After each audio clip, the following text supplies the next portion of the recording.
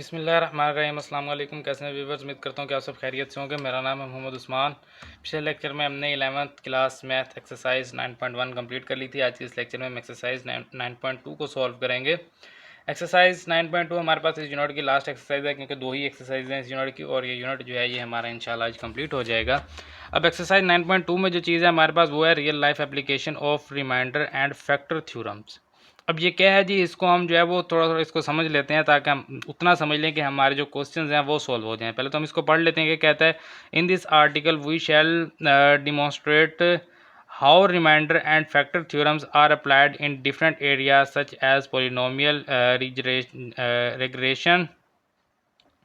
तो अब इसमें कहता है कि भी हम इसमें जो है वो देखेंगे कि हम कैसे जो है वो इनको हम इस्तेमाल कर सकते हैं जी। क्या कहता है जी, पोलिनोमियल रिग्रेशन कहता है जी, उसका क्या मतलब है, यूज्ड इन स्टैटिस्टिकल मॉडलिंग, यानी कि जो हमारे पास स्टैट्स होती है, स्टैट की जो मॉडलिंग होती है उसमें ये यूज़ होता है। तो इसका नाम है जी पोलिनोमियल रिग्रेशन। ठीक है। उसके बाद है जी सिग्नल प्रोसेसिंग। दूसरा मेथड इसका कहाँ पर यूज़ होता है? सिग्नल प्रोसेसिंग में। अब ये क्या होता है, use for filtering and error detection, यानी कि कोई एरर डिटेक्शन करना हो या फिल्टरिंग के लिए जो है उसके लिए यूज़ होता है सिग्नल प्रोसेसिंग।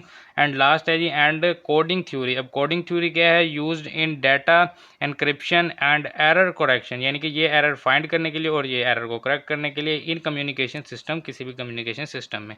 सो ये तीन चीज़ें हैं जी, polynomial regression, processing and coding theory, ये हमारे पास रियल लाइफ में यूज़ होते हैं। अब ये क्या है जी, these application highlights the significance polynomial analysis beyond theoretical mathematics. ठीक है जी, थ्योरेटिकल मैथमेटिक्स जो है उसी में चला जाएगा, ये स्टैट्स में ही, तो उसके ऊपर जो है वो कहते हैं बात करेंगे। तो क्या है जी, सबसे पहले रिग्रेशन एनालिसिस क्या होता है? It is a statistical method use to model the relationship between a dependent variable and one or more independent variable. यानी कि अगर आपके पास फॉर एग्जांपल मैं यहाँ पर अगर एक लिखता हूँ, फंक्शन लिखता हूँ, y is equal to 2x plus 3x, ठीक है, या 2x प्लस 3a लिख देते हैं। चले, अब यहाँ पर a और x जो है ना ये दोनों इंडिपेंडेंट वेरिएबल है, यानी कि आप जो मर्जी a या जो मर्जी x जो है वो आप पुट कर सकते हैं। बट जो y है वो क्या है, वो एक डिपेंडेंट वेरिएबल है जो कि x एंड a के ऊपर डिपेंड करता है। तो वही बात उसने यहाँ पर की है, between dependent variable and one or more independent, यानी कि एक इंडिपेंडेंट वेरिएबल भी हो सकता है और एक से ज़्यादा भी हो सकते हैं इंडिपेंडेंट वेरिएबल, तो उसके लिए यूज़ होता है। और पोलिनोमियल रिग्रेशन जो है, it is a type of regression analysis where the relationship between the independent and dependent variable is modelled as nth degree polynomial, यानी कि इसमें जो उनकी जो रिलेशनशिप है ना वो nth डिग्री पोलिनोमियल के लिए यूज़ होता है जी। अब इसको देखते हैं कि क्या कहता है। It is used when the data shows a curve non linear relationship, यानी कि ये जो है ये यानी कि एक लीनियर रिलेशनशिप है, जिसमें आपके पास अगर आप एक ग्राफ बनाएंगे ना तो ग्राफ में जो आपके पास एक लाइन होगी वो इस तरह से कोई ना कोई इस तरह से हमेशा सीधी लाइन बनेगी। बट जो पोलिनोमियल रिग्रेशन है उसमें क्या होगा कि वो कर्व बनेगी, जिस तरह से हम 3.1, 3.2, 2.1, 2.2 में हम काफ़ी क्वेश्चन इसके ऊपर कर चुके हैं कि कर्व लाइन हमारे पास क्या होती है और स्ट्रेट लाइन क्या होती है। तो जो रिग्रेशन एनालिसिस है वो स्ट्रेट होंगे, जबकि जो पोलिनोमियल रिग्रेशन हैं वो क्या होंगे, वो कर्व होंगे। तो curved non linear relationship, but we still want to fit a smooth continuous function factor theorem is useful for reducing polynomial regression degree and remainder theorem helps in evaluating polynomials at given point, यानी कि जो हमें polynomial दिए गए होंगे कोई given point होगा उसके ऊपर जो है वो हमें मदद करेगा। कौन मदद करेगा जी? रिमाइंडर थ्योरम मदद करेगा, और इसके अलावा कौन मदद करेगा जी? हमारी यहाँ पर डिग्री मदद करेगा, regression degree and remainder theorem जो है ये मदद करेगा, हेल्प करेगा। अब यहाँ पर जो चीज़ समझने वाली है, ये तो मैंने आपको इसका जो है वो जो लिखा हुआ था वो मैंने आपको बता दिया। अब इसमें जो चीज़ आपने समझनी है वो ये है, यहाँ पर तो हमें जो है वो कुछ ज़्यादा नहीं बताया, हमें तो बस ये बताया कि रियल लाइफ में इनका यूज़ क्या होता है, तो वो हमने देख लिया। अब इसमें और कुछ नहीं है जो आपने जो है वो यहाँ पर देखना है। असल जो चीज़ है वो है आपके पास एरर का फार्मूला। एरर कैसे फाइंड किया जाता है? तो एरर फाइंड करने का जो फार्मूला होता है वो होता है ऑब्जर्व्ड माइनस प्रिडिक्टेड। ये फार्मूला आपने याद करना है, error is equal to observed minus predicted. अब इसकी जो परसेंटेज है वो देखेंगे, परसेंटेज एरर एरर का परसेंटेज फाइंड करना है ना, एरर की परसेंटेज है। सो एरर की परसेंटेज कैसे फाइंड होगी, एरर डिवाइडेड बाय ऑब्जर्व, यानी कि जो ऑब्जर्व वैल्यू होगी उसको एरर पर डिवाइड करेंगे और मल्टीप्लाई कर देंगे 100 से। सो ये आ जाएगी उसकी परसेंटेज, और इसके साथ मॉडल्स लाजमी लगाना है ताकि एरर जो नेगेटिव है या पॉजिटिव है वो मोड जो है वो उसको पॉजिटिव कर दे, ताकि जो हमारे पास परसेंटेज है वो पॉजिटिव में ही रहे। तो परसेंटेज जो है वो मस्ट है कि पॉजिटिव हो, तो फिर आप मॉड साथ लगा लेंगे तो वो नेगेटिव वैल्यू को भी पॉजिटिव ही कर देगा। अब जो नेक्स्ट चीज़ है वो है हमारे पास डिजिटल सिग्नल प्रोसेसिंग, जिसको कहते हैं डीएसपी। अब डीएसपी क्या होता है, it is the used in computers और digital devices to analyse, change और improve signal like sound, image और सेंसर्स डाटा, यानी कि जो साउंड है, ये इमेज है, इनके सिग्नल को एनालाइज करने के लिए, चेंज करने के लिए और इम्प्रूव करने के लिए यूज़ होता है जी डीएसपी। अब ये क्या है, it is the in the context of DSP, we often deal with systems represented by transfer function in the Z domain, यानी कि जो डोमेन होगी वो Z होगी, जिसको HZ कहते हैं। These transfers function are rational function, meaning they are ratios of the polynomials z, यानी कि ये इसका फार्मूला है बी जेड ओवर ए जेड जो है, ये आपके पास डोमेन का फार्मूला, डोमेन क्या होगी एच जेड। तो जब भी आप डोमेन्स के यूज़ करते हुए जो है वो आप डीएसपी सिग्नल जब आप देखेंगे तो ये उसके लिए फार्मूला यूज़ होगा, where B Z represent the numerator, ठीक है, and A Z represent the denominator, ठीक है। न्यूमिनेटर क्या है, related to the system zeros और related to the system poles. ये जो डिनोमिनेटर ए जेड है ये पोल्स को रिप्रेजेंट करता है, और जो बी जेड है ये जीरोज को रिप्रेजेंट करता है, ठीक है। तो ये चीज़ आपने ध्यान में रखनी, जब हमें क्वेश्चन में कहा जाएगा जीरोज की बात की जाएगी तो फिर हम बी जेड लेंगे, यानी कि ये हमारे पास न्यूमिनेटर है, और जो डिनोमिनेटर है इसको जब पोल्स की बात की जाएगी तो फिर हम ए जेड लेंगे, जो कि हमारे पास डिनोमिनेटर है और पोल्स हैं यहाँ पर। In signal processing, finding the roots of the numerator polynomials bz provide the zeros of the system bz0। अगर bz0 इज इक्वल टू 0 होगा तो उसके लिए z minus Z naught use होगा, ठीक है, of factor of bz if z naught is equal to 1। The corresponding this corresponds to a frequency that the system block, यानी कि ये फ्रीक्वेंसी है जो कि सिस्टम को ब्लॉक कर देती है। सो ये उसकी एक फ्रीक्वेंसी आ गई बी जेड की, और इसी तरह से जो है वो हम ए जेड की अगर हम बात करें तो उसमें होता है ए पी नॉट, तो उसके लिए ये फार्मूला है जेड माइनस पी नॉट। तो अगर इसकी ज़रूरत हमें पड़ेगी तो वहाँ पर हम इसको समझ लेंगे, बाकी इनमें जो है वो ज़्यादा चीज़ें जो है वो हमारे मतलब की नहीं है, क्योंकि ये ज़्यादा कंप्यूटर और स्टैट्स के रिलेटिव्स है। सो अगर आप स्टैट या कंप्यूटर पढ़ते हैं तभी आपको इनकी समझ आएगी, बाकी अदरवाइज़ जो है वो आप इसको सही से समझ नहीं पाएंगे। सो हमारा जो मकसद होता है, हमारा मकसद होता है सिर्फ फार्मूले तक के, भाई हमें फार्मूला चाहिए और हम अपना क्वेश्चन जो है वो सॉल्व कर लेंगे।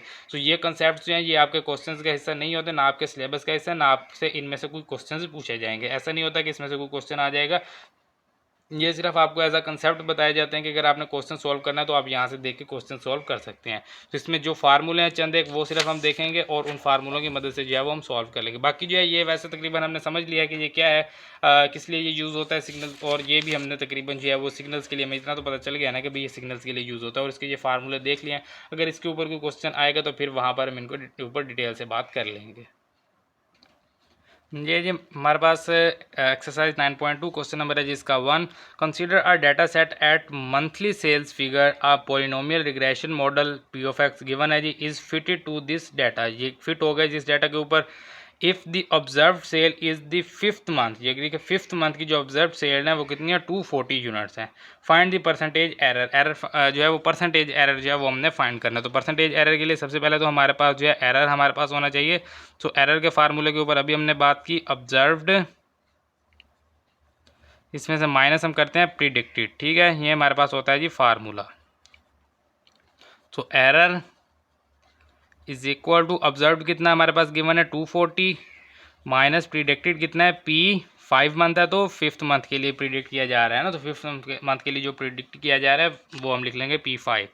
सो पी ऑफ एक्स हमारे पास गिवन है, P of X is equal to X की पावर 3 है प्लस 2x स्क्वायर है प्लस x माइनस 3 है, इसको इक्वेशन 1 कह लें। सो पी एक्स की जगह पुट करें 5 ताकि हमें P5 मिल जाए। यहाँ पर 5 की पावर 3 प्लस 2 इंटू 5 की पावर 2 प्लस 5 माइनस 3। सो 5 की पावर 3 कितना होगा 125 प्लस 5 की पावर 2 25 मल्टीप्लाई 2 करेंगे तो ये हो जाएगा 50, और प्लस में 5 माइनस 3 2 हो जाएगा। सो 125 प्लस 50 175 और प्लस 2 करेंगे तो ये हो जाएगा 177। ये हो गया P5, ठीक है। सो अब हम इक्वेशन 1 को यूज़ करेंगे। This implies that equation 1 error is equal to 240 minus P into 5 is equal to 240 minus P into 5 कितना है 177। सो 240 में से ये 177 माइनस करें 63 हो जाएगा ये हमारे पास प्लस में। सो ये आ गया हमारे पास एरर। अब हमने क्या फाइंड करना है percentage error. Percentage error is equal to percentage error हमारे पास किसके इक्वल था, मैंने आपको पहले भी बताया, एरर डिवाइडेड बाय ऑब्जर्व, ठीक है, इसका मॉडुलस मल्टीप्लाई 100 और ये हो जाएगा साथ में फिर परसेंटेज। जब इसको हम सॉल्व करेंगे परसेंटेज आएगा। एरर कितना है 63 ओवर ऑब्जर्व कितना है 240 मल्टीप्लाई करेंगे इसको 100 से। तो इसके लिए हम जो है वो कैलकुलेटर को यूज़ कर सकते हैं। 63 डिवाइडेड बाय 240 मल्टीप्लाई 100, ठीक है। तो ये हमारे पास आ जाएगा 105/4। तो इसको पॉइंट्स में लेके आएंगे तो 26.25 है। सो हम इसको लिखते हैं जी इज इक्वल टू 26.25 और इसके साथ आ जाएगा परसेंट। तो ये है हमारे पास इसका आंसर। एंड क्वेश्चन नंबर 1 जो है एक्सरसाइज 9.2 का ये कंप्लीट हो गया है। देन ये जो हमारे पास question number 2, retailer company has developed a polynomial regression model to predict weekly product demand, यानी कि वीकली प्रोडक्ट डिमांड के लिए ये DW minus 2W square plus 5W minus 4 where DW represent predict demand, यानी कि DW जो है ये प्रिडिक्टेड है, प्रिडिक्ट डिमांड है यूनिट्स में। And W is the week number, W जो है वो वीक का नंबर है।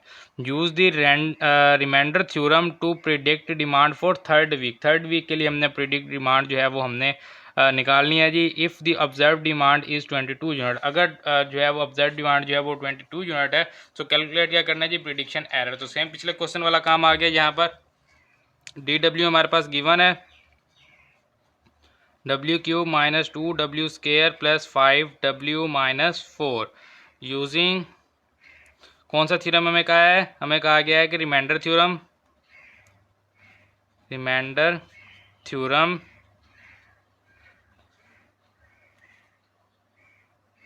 और यहाँ पर हमें जो दी गई W की वैल्यू जो दी गई है यहाँ पर लिख लेते हैं फॉर थर्ड वीक। चलें लिख लेते हैं for third week.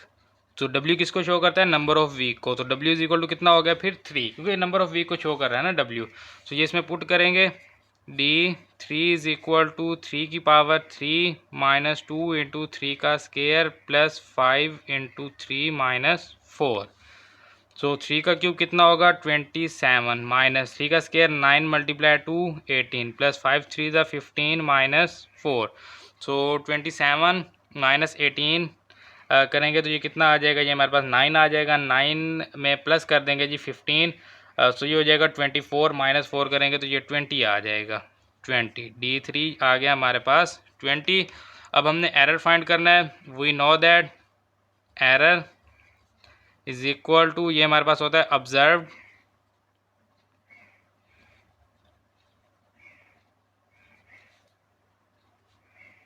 Minus predicted, ठीक है। सो ऑब्जर्व्ड कितना है जी, ऑब्जर्व्ड हमें कहे गए थे 22 यूनिट्स, ठीक है। तो ये हमारे पास 22 यूनिट्स हैं माइनस प्रिडिक्टेड। अब प्रिडिक्टेड अगर हम बात करें DW रिप्रेजेंट प्रिडिक्टेड डिमांड, ठीक है। तो DW किसको रिप्रेजेंट कर रहा है प्रिडिक्टेड को, तो इसका मतलब DW हमने D3 फाइंड कर लिया तो ये कितना है 20। सो 22 माइनस 20 करेंगे तो ये आ जाएगा 2 और इसके साथ आ जाएगा यूनिट। तो ये हमारे पास इसका आंसर क्वेश्चन नंबर 2 जो है ये भी कंप्लीट हो गया है। अभी यहाँ पर जो है ना ये भी इसका आंसर है, ठीक है। ये भी यूनिट इसके साथ लिख के इसको भी आप आंसर लिखेंगे। अब ये आंसर क्यों है, क्योंकि हमें यहाँ पर दो चीज़ें फाइंड करने की थी। Use the remainder theorem to predict demand for third week.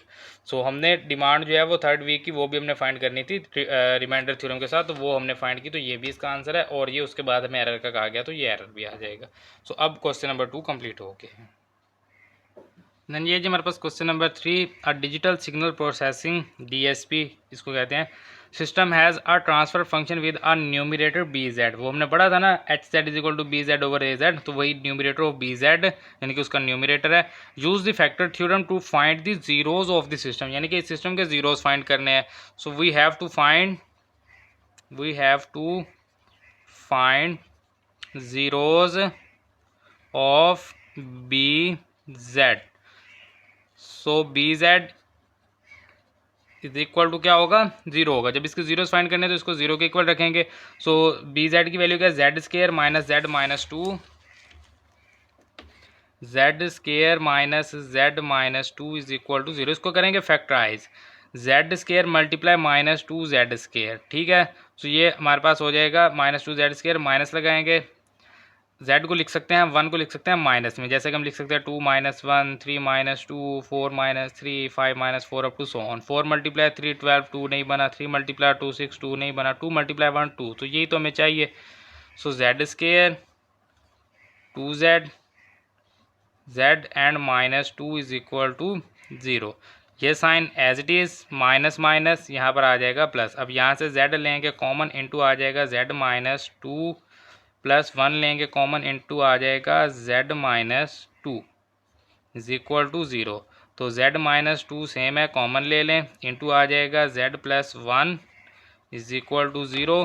तो इन दोनों को अलग अलग ज़ीरो के इक्वल रखें, z minus two is equal to zero, z plus 1 is equal to zero. तो z इज इक्वल टू आ जाएगा 2 and z is equal to आ जाएगा minus 1। So z is equal to minus 1 2। तो ये है हमारे पास आंसर, या आप लिख सकते हैं hence the system has minus 1 and 2 zeros. तो बस आप ये लिख लेंगे। तो ये हमारा जो क्वेश्चन नंबर 3 है ये कंप्लीट हो गया है। देन ये हमारे पास question number 4, a signal process system has a transfer function HZ दिया हुआ जी, find the zeros of the transfer function by using factor theorem. तो पिछले क्वेश्चन की तरह आ गया, यहाँ पर we have to find zeros, किसके हमने ज़ीरोज़ फाइंड करने हैं, ज़ीरोज़ ऑफ HZ के, by using factor theorem, by using factor theorem. अब फैक्टर थ्योरम का क्या मतलब होता है, फैक्टर थ्योरम हमें ये कहता है कि फैक्टर थ्योरम में हमारे पास जो भी फैक्टर होता है वो इक्वल किसके होता है, फंक्शन को इक्वल कर देता है सिफर के। जब हम पिछले एक्सरसाइज में फैक्टर थ्योरम को पढ़ के आए थे ना, वहाँ पर हम पूरा फंक्शन जो है वो सिफर के इक्वल रखते थे, f(x) को। सो अब हम यहाँ पर h(z) को जीरो के इक्वल रखेंगे, जैसा कि हमने पिछले क्वेश्चन में किया। यहाँ पर भी हमने लिखा था b(z) is equal to zero. So ये बेसिकली क्या था कि हम फैक्टर थ्योरम को यूज़ करें, तो फैक्टर थ्योरम को यहाँ पर यूज़ करते हुए b(z) is equal to zero हुआ था। इस तरह से यहाँ पर भी हमने लिख दिया कि by using factor theorem, so h(z) जो है ये हो जाएगा zero. So z square plus 3z plus 2 over z square minus 0.2 z plus 0.9 is equal to हो जाएगा ज़ीरो। HZ की जगह ज़ीरो लगा देंगे, ये वैल्यू डिवाइड इधर जाकर multiply, z square plus 3z plus 2 is equal to zero. जब ज़ीरो से मल्टीप्लाई करेंगे तो जाहिर सी बात है फिर ये पूरी वैल्यू जो है ये ज़ीरो ही हो जाएगी। तो अब हमने इसको करना है जी फैक्टराइज, फैक्टराइजेशन के लिए 2 मल्टीप्लाई 1 2z स्केयर। सो इसको हम लिख सकते हैं प्लस में, यानी कि हम इसको 2 प्लस 1 लिख सकते हैं और 1 प्लस 2 लिख सकते हैं। सिर्फ एक ही बात है, 2 मल्टीप्लाई 1 2 हो जाएगा, तो ये हम यहाँ से उठा लेंगे। Z square plus 2z plus 2 is equal to zero. z common लेंगे, z प्लस 2 रह जाएगा, प्लस 1 कॉमन लेंगे, सो z प्लस 2 रह जाएगा is equal to zero. z plus 2 same है, कॉमन ले लें, इंटू z प्लस रह जाएगा 1 is equal to zero. z plus 2 is equal to zero, z plus 1 is equal to zero, z is equal to minus 2, z is equal to minus 1। So अब हम यहाँ पर लिखते हैं जी z is equal to minus 2 minus 1 जो है ये इसका आंसर है। यहाँ आप लिख सकते हैं hence minus 2 and minus 1 are zeros of the transfer function. कौन सा function, h(z), transfer function h(z). तो ये भी आप लिख सकते हैं, अदरवाइज बस आप इसके ऊपर यहाँ पर आंसर लिख देंगे। तो ये हमारा क्वेश्चन नंबर 4 भी कंप्लीट हो गया है। देन ये हमारे पास question number 5, a signal process system has a transfer function HZ, find the zeros of the transfer function by using factor theorem. तो सेम टू सेम पिछले क्वेश्चन के स्टेटमेंट है, सारा सारा वही काम है। यहाँ पर we have to find zeros of H of Z by using factor theorem.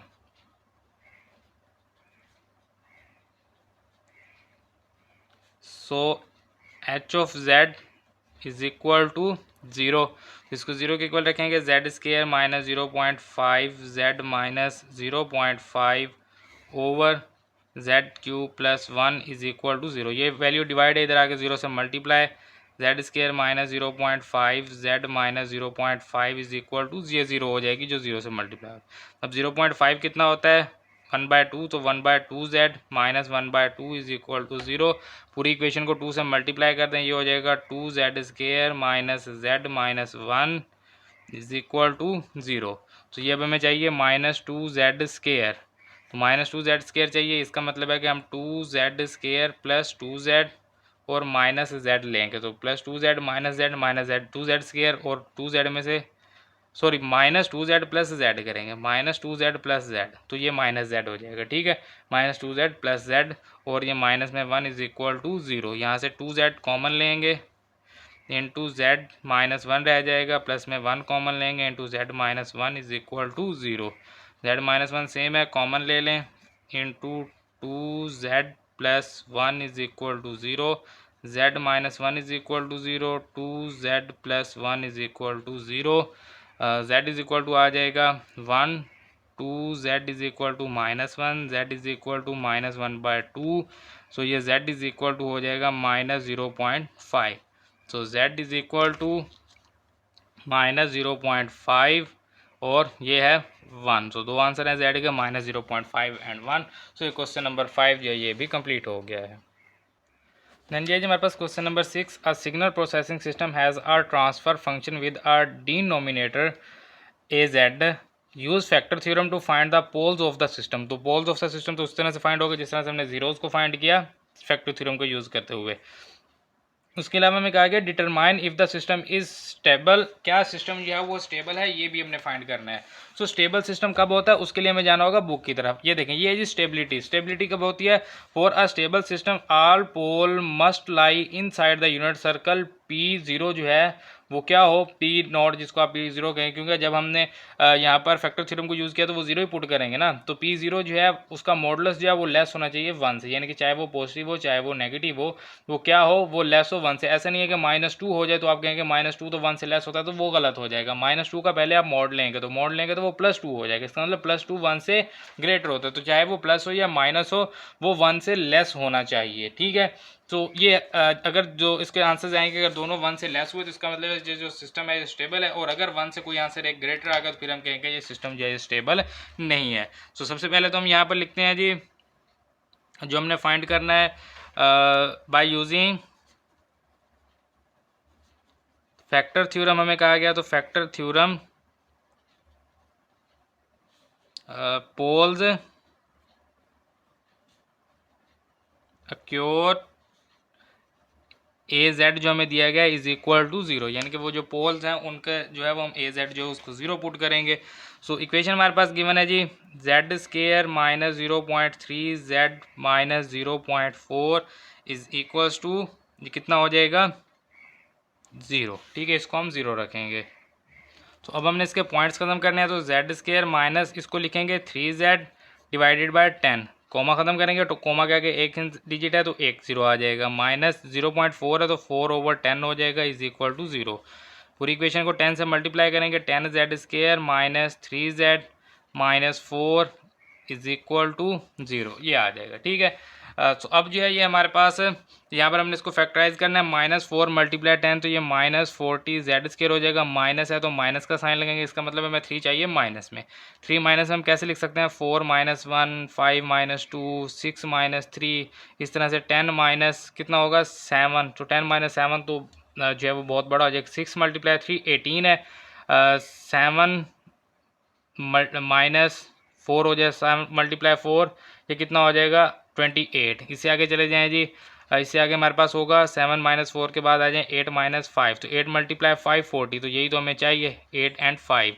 So 10 z square 8z 5z minus 4 is equal to zero, ये साइन एज इट इज़, ये माइनस माइनस प्लस हो जाएगा। ठीक है, अब यहाँ से 2z कॉमन लेंगे into 5z minus 4 plus 1 common लेंगे into 5z minus 4 is equal to 0। 2z plus 1 और ये आ जाएगा 5z minus 4 is equal to 0। 2z plus 1 is equal to 0, 5z minus 4 is equal to 0। So 2z is equal to minus 1, z is equal to minus 1/2, z is equal to minus 0.5, 5z is equal to 4, z is equal to 4/5, z is equal to 4/5 करेंगे, 4 को divide करेंगे हम 5 पे, 4 divided by 5, तो ये हमारे पास आ जाएगा 0.8, तो इसको लिखेंगे 0.8। तो z is equal to minus 0.5, 0.8। So ये तो हमारे पास आ गया z का आंसर। इसके अलावा हमें कहा गया है कि क्या ये हमारे पास जो है स्टेबल है या नहीं है। सो हम यहाँ पर लिखेंगे for stable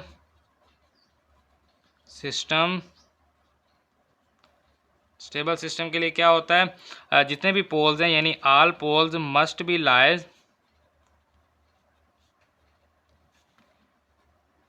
inside the circle और सर्कल का वो क्या था हमारे पास, z मॉडुलस जो है वो लेस होना चाहिए 1 से। ठीक है, सो ये देखें माइनस 0.5 है, अगर आप इसको प्लस 0.5 भी कर देंगे फिर भी ये 1 से लेस है और 0.8 भी 1 से लेस है। So this system is stable. तो ये सिस्टम क्या है, ये हमारे पास स्टेबल है। सो क्वेश्चन नंबर 6 जो है ये कंप्लीट हो गया है। देन ये जी हमारे पास क्वेश्चन नंबर 7 लास्ट क्वेश्चन है इस एक्सरसाइज का, जिसमें हमें कहा गया the denominator of signal processing systems transfer function equal to AZ, use factor theorem, वही बात आ गई, to determine the location of the corresponding poles, वही बात आ गई, and assess the stability of the system. तो सेम टू सेम पिछले क्वेश्चन वाइज स्टेटमेंट है, कुछ भी चेंजिंग नहीं है, सिर्फ इक्वेशन में चेंज है, बाकी सारा वही है। तो वही हम उसी तरह से इसको फिर हम सॉल्व करेंगे जिस तरह से हमने पिछले क्वेश्चन को सॉल्व किया था, बाय यूजिंग कौन सा हमें फंक्शन कहा गया, फैक्टर थ्योरम कहा गया। तो फैक्टर थ्योरम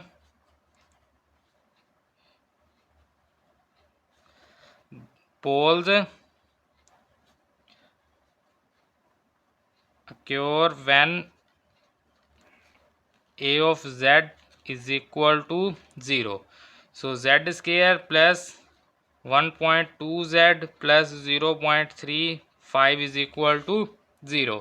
तो ये हमारे पास हो जाएगा जी z स्केयर प्लस 1.2 है तो इसको 12z लिखेंगे, ओवर में आ जाएगा 10, क्योंकि पॉइंट के बाद 1 डिजिट है तो 10 आ जाएगा, प्लस में 0.35 है तो इसको 35 लिखेंगे, ओवर में 100 आ जाएगा क्योंकि पॉइंट के बाद 2 डिजिट्स हैं तो ये आ जाएगा इज इक्वल टू 0। इक्वेशन को 100 से मल्टीप्लाई करेंगे तो ये हो जाएगा 100z स्केयर, प्लस में ये 120z हो जाएगा और प्लस में आ जाएगा जी 35 इज इक्वल टू 0।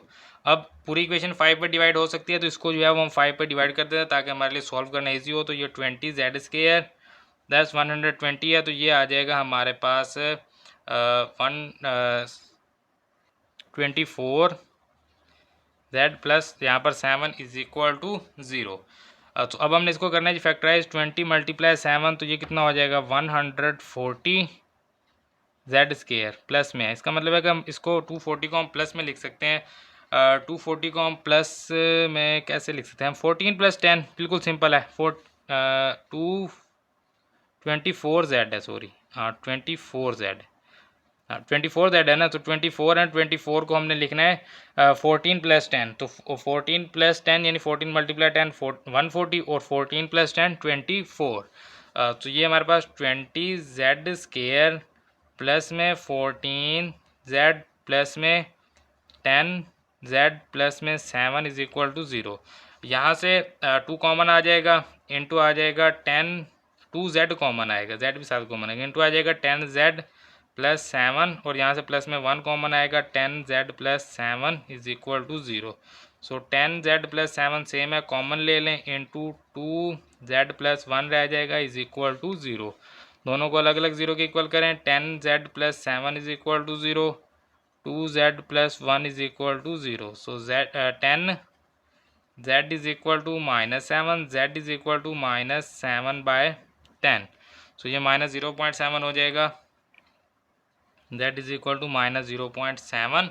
और इसी तरह से ये जो है ये हमारे पास 2z is equal to -1, z is equal to -1/2, z is equal to -0.5। So z के हमारे पास दो आंसर्स आ गए, -0.7 एंड -0.5। ये हमारे पास आंसर है। उसके बाद जो हमें कहा गया कि क्या सिस्टम जो है वो स्टेबल है या नहीं है, ये हमने बताना है। सो हम यहाँ पर लिखेंगे फॉर स्टेबल सिस्टम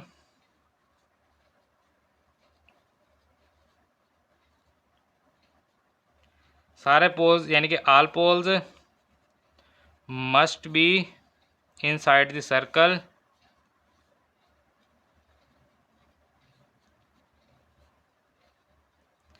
और सर्कल हमारे पास क्या है जी, वो हमारे पास z का मॉडुलस जो है वो लेस होना चाहिए 1 से, यानी कि चाहे z पॉजिटिव हो या नेगेटिव हो 1 से लेस हो। सो अब 0.7 जो है इसका मोड लेंगे, प्लस 0.7 1 से लेस है और 0.5 भी 1 से लेस ही होगा। सो ये दोनों 1 से लेस हैं, hence this system is stable. And ये हमारा क्वेश्चन नंबर 7 जो है ये कंप्लीट हो गया। इसके साथ हमारी एक्सरसाइज 9.2 कंप्लीट हो गया। बहुत ही शॉर्ट सी एक्सरसाइज थी, सिर्फ 7 क्वेश्चंस हैं और वो भी बहुत ही शॉर्ट एंड इजी। सभी में जो है वो हमारे पास सिर्फ फैक्टराइजेशन यूज़ हुई है और इसके अलावा कुछ भी नहीं था। बाकी जो है ये हमारा यूनिट जो है unit number 9 division of polynomial जो है बहुत ही आसान यूनिट था, दोनों ही एक्सरसाइजेज की बहुत ईजी थी। ये हमने कंप्लीट कर लिया। इंशाल्लाह अगले लेक्चर में हम फिर यूनिट नंबर 10 को स्टार्ट करेंगे। सो मिलते हैं फिर इंशाल्लाह अगले लेक्चर में अगले एक्सरसाइज के साथ। तब तक अपना ख्याल रखिए, दुआओं में याद रखिए। अल्लाह हाफिज़।